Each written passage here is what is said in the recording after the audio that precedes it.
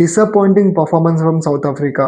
இந்த 2026 T20 world கப்பில் unbeaten சைடாக இருந்தாங்க. செமிஃபைனலில் தோற்று வெளியேறாங்க. 2024 T20 வேர்ல்ட் கப்பில் ஃபைனல் வரைக்குமே அன்பீட்டன் சைடாக இருப்பாங்க. நம்ம இந்தியா மேலே தோற்று வெளியேறுவாங்க. அதே நீங்கள் நியூசிலாந்து பார்த்தீங்கன்னா 2024 வேர்ல்ட் கப்பில் குரூப் ஸ்டேஜ்லேயே வெளியேறிட்டு இருப்பாங்க. ஆனால் இப்போ பார்த்தா ஃபஸ்ட்டு டீம் அவங்க தான் ஃபைனலுக்கு ரீச் ஆகுறாங்க. இந்த மேட்ச்சில் நியூசிலாந்து டாஸ் வின் பண்ணி சேசிங் சூஸ் பண்ணாங்க. நான் என்னோட ப்ரீவியஸ் வீடியோவில் சொல்லியிருக்கேன். நான் இந்த ஸ்டேடியம் ஈடன் கார்டன்ஸ் ஸ்டேடியமில் யார் டாஸ் வின் பண்ணாங்க சேசிங் தான் சூஸ் பண்ணுவாங்கன்னு. நியூசிலாந்து அதே மாதிரி பண்ணாங்க. ஃபர்ஸ்ட் பேட்டிங் ஆட வந்த சவுத் ஆஃப்ரிக்கா வெறும் 169 ரன் தான் அடிச்சிருப்பாங்க. 170 டார்கெட் கொடுத்துருக்காங்க. இந்த ஸ்டேடியமில் 200லேருந்து 210 அடிச்சிருக்கணுங்க.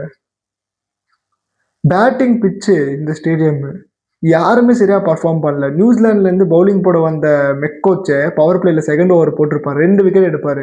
குவிண்டன் டிகாக் ஒரு விக்கெட்டு, அதுக்கப்புறமா ரிக்கல்டன் ஒரு விக்கெட் எடுப்பார். அதுக்கப்புறமா வந்த பேட்ஸ்மேனாவது சென்சிபிளாக ஆடி ஆல்மோஸ்ட் ஒரு 200 ரீச் ஆயிருக்கணுங்க. டேவிட் மில்லரும் சரியா விளையாடல, மார்க்ரம் இருந்தாலும் அவரும் சரியா விளையாடல, டெவால் பிரேவிஸும் சரியா விளையாடல. அவங்க டீம்ல யாருமே 25 ரன்ஸே தாண்டல. ஒரே ஒரு பிளேயர் தான் நல்லா ஆடினா மார்க்கோ ஜான்சன் பேட்டிங்ல 50 ரன் அடிப்பாருங்க. 30 பால்ல 50 ரன் ஏதோ அடிப்பாரு. நியூசிலாந்து பார்த்தீங்கன்னா செகண்ட் பேட்டிங்க்கு வந்தாங்க, பவர் பிளேல மேட்சை முடிச்சிட்டாங்க. பவர் பிளேல 82 run explosive batting from Finn Allen அப்புறமா ஷைஃபர்ட். அவங்க 2 பேர் தான் இந்த ஸ்டார்டிங் 10 ஓவர்ல வந்துட்டு நியூசிலாந்து கையில இந்த மேட்ச் எடுத்து வந்து தந்தாங்க. ஃபின் ஆலனுக்கு தான் எனக்கு தெரிஞ்ச வரைக்கும் இந்த மேட்ச்ல பிளேயர் ஆஃப் த மேட்ச் கொடுப்பாங்க. அப்புறமா 10th ஓவர்ல ரபாடா வந்து பவுலிங் போடுவார். அதுல முதல் பால் போல்டு அந்த ஸ்டம்ப் மேல இருந்த பேல்ஸ் வந்துட்டு பவுண்டரி லைன் வரைக்கும் போகுது. அந்த மாதிரி இருக்குது பிச்சு.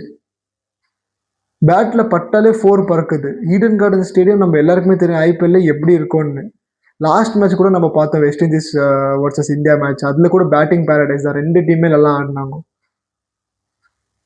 அதை பார்த்தா சவுத் ஆப்பிரிக்காவுக்கு தெரிஞ்சிருக்காதா ஆல்மோஸ்ட் 200 ரன் தேவை இந்த பிச்சில் வந்து 200 ரன் 210. சவுத் ஆப்பிரிக்கா வந்துட்டு பவுலிங்ல வந்துட்டு இன்னும் மோசமா இருந்தாங்க. அங்க நியூசிலாண்டோட ஓப்பனிங் பார்ட்னர்ஷிப்பே வந்துட்டு பாருங்க எவ்வளவு போயிருக்குதுன்னு. பவர் பிளே முடியும் போது 82 ரன்ஸ்.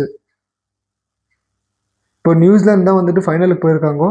இப்போ நியூசிலாந்து மேல யார் வந்தா நல்லா இருக்கும்னு நீங்க சொல்லுங்க உங்க கமெண்ட்ஸ்ல. இங்கிலாண்டா இல்லை இந்தியா?